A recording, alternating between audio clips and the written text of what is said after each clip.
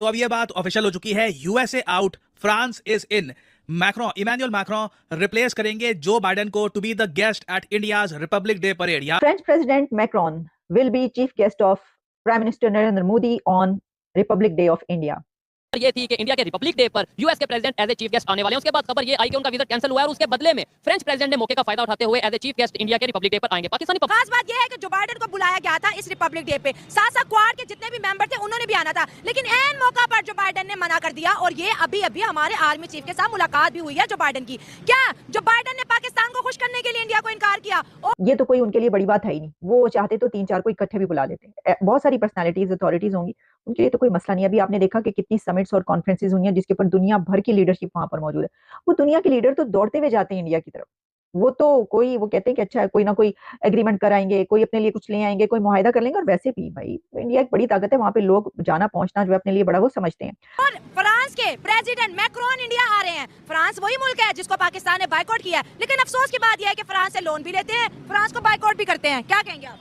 Loan तो ये अपने मतलब के लिए लेते हैं। अच्छा, उनकी वही बात आ गई ना कि उनकी बात की वर्थ क्यों है। उनकी बात की वर्थ सिर्फ इसी वजह से है कि वो एक स्ट्रॉन्ग इकोनॉमिकल कंट्री है, और उसकी सबसे बड़ी रीजन क्या है कि उनके पास एक बड़ी बेहतरीन और स्टेबल गवर्नमेंट आप देखेंगे। सबसे बड़ी जो डेमोक्रेसी रियल है वहाँ। एग्जैक्टली रियल डेमोक्रेसी वहाँ पर है। हमारे पास तो डेमोक्रेसी नहीं है। हमारे पास तो चंद लोग हैं जो गवर्नमेंट चला रहे हैं। और 2 रुपये बचने की वाली बात ये है, तो अब तो इन्हें इंडिया के साथ तो वैसे हाथ मिला नहीं सकते, लेकिन ठीक है, आज़ाद कश्मीर का मसला है, मुसलमान भैया का उसने, क्योंकि ये तो उसके कुछ कर भी नहीं सकते, सिर्फ ये बातें करते हैं। बातें इनकी चल रही हैं काफ़ी सालों से। हमारी भी 30 साल उम्र हो गई है, बचपन से सुन रहे हैं, 70 साल आप फर्क देखें, उधर जश्न है और इधर आवाम 2 वक्त रोटी को तरस रही है। कितना फर्क है जी? 10 किलोमीटर पे है जी पड़ोसी। नमस्कार दोस्तों, स्वागत है आप लोग का हिंदुस्तान स्पेशल के एक और नए वीडियो में। दोस्तों एक खबर आ रही है। खबर ये है कि फ्रांस के राष्ट्रपति मैक्रोन जो हैं वो भारत के दौरा करने वाले हैं, और ये दौरा जो है वो 26 जनवरी को होने वाला है। दोस्तों ये खबर को सुनकर पाकिस्तानी मीडिया में जो है एक हड़कंप मच गई, क्योंकि फ्रांस आपको पता होगा कि मुसलमानों के लिए जो है वो दिन पे दिन नरक बनता जा रहा है। क्योंकि फ्रांस में जिस तरीके से मुसलमानों ने दंगे किए हैं, उसको देखकर फ्रांस की जो गवर्नमेंट है वो धीरे धीरे करके ऐसा प्लान बना रही है कि मुसलमानों को वहाँ से निकाला जाए।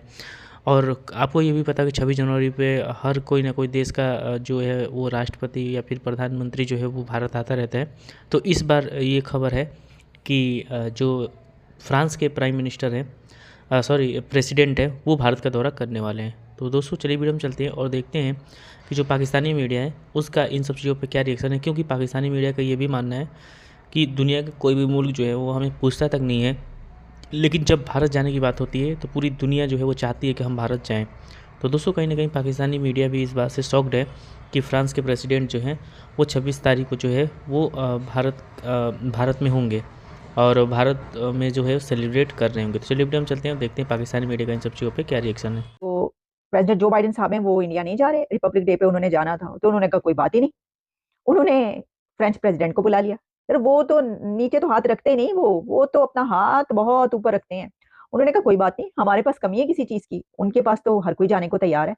तो उन्होंने फौरी तौर पर मैक्रोन साहब से कहा पाए आ जाओ तुसी। उनका जी होर की चाहिए जी आया नु। तो वो जो है वो तैयार हैं। और अब खबर यह है कि फ्रेंच प्रेसिडेंट जो हैं वो रिपब्लिक डे पर प्राइम मिनिस्टर नरेंद्र मोदी साहब के चीफ गेस्ट होंगे।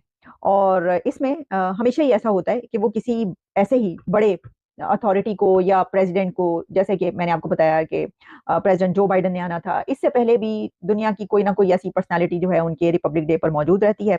तो अब ये कहा गया है कि जो प्रेसिडेंट मैक्रोन हैं उन्होंने प्राइम मिनिस्टर नरेंद्र मोदी की ये इन्विटेशन एक्सेप्ट कर लिया गया है, जो कि ब्लूमबर्ग में इस वक्त ये खबर चल रही है, और इसके अलावा रॉयटर्स हर जगह पर ये खबर चल रही है कि अब इंडिया के रिपब्लिक डे पर फ्रेंच प्रेसिडेंट मैक्रोन आएंगे। ठीक है जनाब, ये तो कोई उनके लिए बड़ी बात है ही नहीं। वो चाहते तो 3-4 को इकट्ठे भी बुला लेते। बहुत सारी पर्सनालिटीज, अथॉरिटीज होंगी, उनके लिए तो कोई मसला नहीं। अभी आपने देखा कि कितनी समिट्स और कॉन्फ्रेंसेस हुई हैं जिसके ऊपर दुनिया भर की लीडरशिप वहां पर मौजूद है। वो दुनिया के लीडर तो दौड़ते हुए जाते हैं इंडिया की तरफ।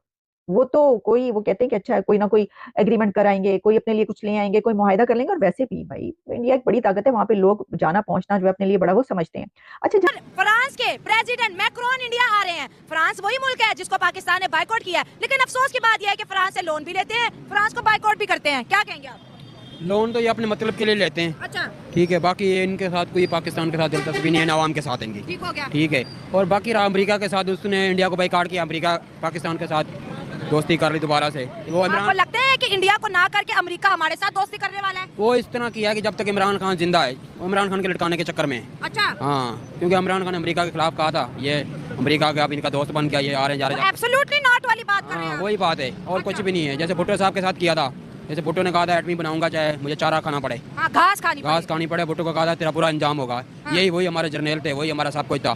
भुट्टो साहब को एक कत्ल के लिए उसने किया भी नहीं है। कितने लाखों मर जाते हैं कत्ल किए लोगों ने, मॉडल कितने कत्ल हुए हैं, कितने बम हुए हैं, कितने फौज मरी हमारे मुल्क में। अब तो किसी को फांसी नहीं लगाते ये, क्योंकि भुट्टो साहब मुल्क के लिए कर गया, जब उसकी वजह से ये बचे हुए हैं, उस एटमी की वजह से। दो ताकतें 26 जनवरी को आमने सामने होगी, एक फ्रांस और एक इंडिया, और हमने दोनों को ही बाइकआउट किया हुआ है। ये तो देखें ना ऊपर कितना बड़ा नुकसान है। हम समझ क्यों नहीं रहे कि दुनिया की जो सियासत है वो दोस्ती की तरफ आ रही है, कि कहाँ से फायदा निकले, कहाँ पे हमें 2 रुपए बचे। 2 रुपये बचने की वाली बात ये है, तो अब तो इन्हें इंडिया के साथ तो वैसे हाथ मिला नहीं सकते, लेकिन ठीक है, आज़ाद कश्मीर का मसला है, मुसलमान भैया का उसने, क्योंकि ये तो उसके कुछ कर भी नहीं सकते, सिर्फ ये बातें करते हैं। बातें इनकी चल रही हैं काफ़ी सालों से, हमारी भी 30 साल उम्र हो गई है, बचपन से सुन रहे हैं, 70 साल आप फर्क देखें, उधर जश्न है और इधर आवाम 2 वक्त रोटी को तरस रही है। कितना फर्क है जी? 10 किलोमीटर पे है जी पड़ोसी। नहीं, जश्न की या रोटी की यहाँ की तो कोई बात नहीं, अल्लाह देने वाला है, अल्लाह सबको दे रहा है। मसला तो है ना, आवाम को परेशानी तो है ना। मसला तो है, लेकिन हमारे हुक्मरान अल्लाह करे कोई गैरतमंद आ जाए, फिर सारे मसले गैरतमंद हुक्मरान कौम को लीड करेगा, वो सही करेगा। चले सबसे पहले सिंपल सा सवाल है कि इस टाइम पाकिस्तान के इंटरनेशनल लेवल पे क्या रिस्पेक्ट है। हमारी जो रिलेशंस की अगर बात करें दूसरे कंट्रीज के साथ, खासतौर पे जो बड़े कंट्रीज हैं, सुपर पावर्स हैं, या इस तरीके से इकोनॉमी में बड़ी हैं, बड़े कंट्रीज हैं जैसे अमेरिका हो गया या फ्रांस हो गया या यूरोप कंट्रीज, कैसे रिलेशन है, रिस्पेक्ट क्या है हमारी? हमारी रिस्पेक्ट तो जो फॉरेन हमारी पॉलिसीज हैं उनकी वजह से बिल्कुल भी नहीं है। उसकी सबसे मेन रीज़न ये है कि इकोनॉमिकली जो हम स्टेबल नहीं है, और जब भी कोई भी कंट्री है दुनिया में इकोनॉमिकली वो स्टेबल नहीं होती, तो ना तो उसकी कोई इस दुनिया में कोई इज्जत होगी, ना कोई फॉरेन लेवल पे इंटरनेशनल अफेयर्स में उसका कोई भी किसी भी जरूरत में उसका जो पार्ट प्ले नहीं होगा, बिल्कुल नहीं होगा। ठीक हो गया। अच्छा, इसका जिम्मेदार कौन है? और दूसरे नंबर पे अगर हम बात करें दूसरे कंट्रीज की जो हमारे साथ ही सफर जिन्होंने, इवन इंडिया की अगर हम बात करें, आज उनकी क्या रिस्पेक्ट, उनकी क्या वर्थ या उनकी बात की कितनी वैल्यू है एज कम्पेयर टू पाकिस्तान? उनकी वही बात आ गई ना कि उनकी बात की वर्थ क्यों है। उनकी बात की वर्थ सिर्फ इसी वजह से है कि वो एक स्ट्रॉन्ग इकोनॉमिकल कंट्री है, और उसकी सबसे बड़ी रीजन क्या है कि उनके पास एक बड़ी बेहतरीन और स्टेबल गवर्नमेंट आप देखेंगे। सबसे बड़ी जो डेमोक्रेसी रियल है वहाँ। एग्जैक्टली रियल डेमोक्रेसी वहाँ पर है। हमारे पास तो डेमोक्रेसी नहीं है, हमारे पास तो चंद लोग हैं जो गवर्नमेंट चला रहे हैं। और आप ये देख लें कि 2013 में 2013 में पाकिस्तान और इंडिया का कंपैरिजन कर लें, और ये भी आप करें 2023 पे, हाँ, इस 10 ईयर के स्पैन में आप इंडिया और पाकिस्तान दोनों का कंपैरिजन देखें कि उस 10 ईयर में इंडिया की ग्रोथ कहाँ से वो कहाँ गई और पाकिस्तान की ग्रोथ। अब इसको आप एनालाइज करें कि वो क्यों ग्रो कर रहे हैं और हम क्यों नहीं ग्रो कर रहे हैं। आप इस 10 ईयर में आप ये देखें कि हमारे पास जो पॉलिटिकल स्टेबिलिटी है वो क्या है, और उनके पास जो पॉलिटिकल स्टेबिलिटी है वो क्या है। उनके पास तो एक ही प्राइम मिनिस्टर चल रहा था, और हमारे तकरीबन तीन ऑलमोस्ट चेंज हो चुके हैं, 4 चेंज हो चुके हैं। 4 चेंज हो चुके हैं। उसकी यही तो मेन रीजन है कि हमारे पास पॉलिसी एक बनी, उसमें कंटिन्यूएशन नहीं आई, यही तो मसला सारा। अब एक फॉरेन पॉलिसी बनाई, दूसरा आता है वो फॉरेन पॉलिसी चेंज कर देता, तीसरा आता है वो फिर फॉरेन पॉलिसी चेंज कर देता है। सवाल आपने नो डाउट, इससे तो मैं एग्री करता हूं डेमोक्रेसी, और हम रोना ये रोते हैं कि भाई पाकिस्तान को रियल डेमोक्रेसी की जरूरत है, या तो आप प्रॉपर्ली अनाउंस कर दें कि भाई यहाँ पे जो है मार्शल लॉ वाला कोई सिस्टम होगा, या यहाँ पे कोई प्रेसिडेंशियल फॉर्म या कोई इस तरीके से कुछ भी ऐसा होगा, वो ताकि हमें पता हो। लेकिन डेमोक्रेसी कहना और फिर डेमोक्रेसी ना होना, ये अफसोस वाली बात है और नुकसान वाली बात है। अच्छा, वो 1 अरब 40 करोड़ ऑलमोस्ट